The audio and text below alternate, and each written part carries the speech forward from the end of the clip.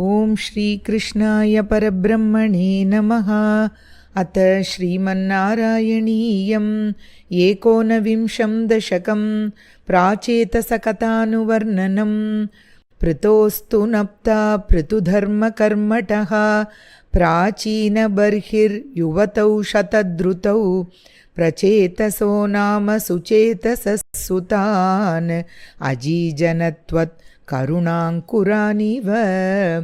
पितुस्सृक्षा निरतस्य शासनात् भवत्तपस्या निरता दशापिते पयोनिधिं पश्चिममेत्य तत्तटे सरोवरं सन्ददृशुर्मनोहरं।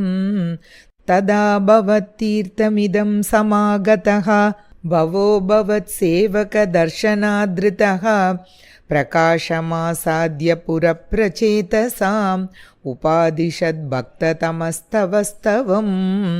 स्तवं जपन्तम् अमीजलान्तरे भवन्तमासे विशतायुतं समाः भवत्सुखास्वादरसादमीश्वियान् बभूव कालो ध्रुववन्न शीघ्रता।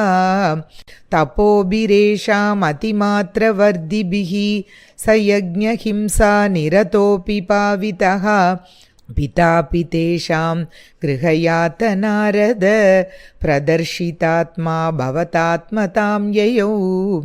कृपाबलेनैव पुरप्रचेतसां प्रकाशमागापतगेन्द्रवाहनः विराजिचक्रादिवरायुधांशुभिः भुजाभिरष्टाभिरुदञ्चितद्युतिः।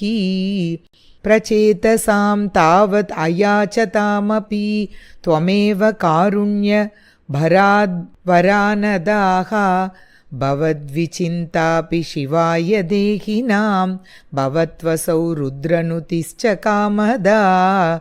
अवाप्य कान्तां तनयां महीरुहां तया रमध्वं दशलक्षवत्सरीं सुतोस्तु दक्षो ननु तत्क्षणाच्च मां प्रयास्यतेति न्यगदो मुदैव तान्।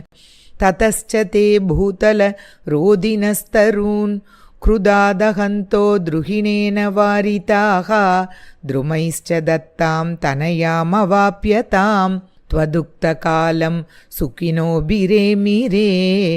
अवाप्य दक्षं च सुतं कृताद्वराः प्रचेतसो नारदलब्धया धिया अवापुरानन्दपदं तथाविदः त्वमीशवातालयनाथ पाहि माम्।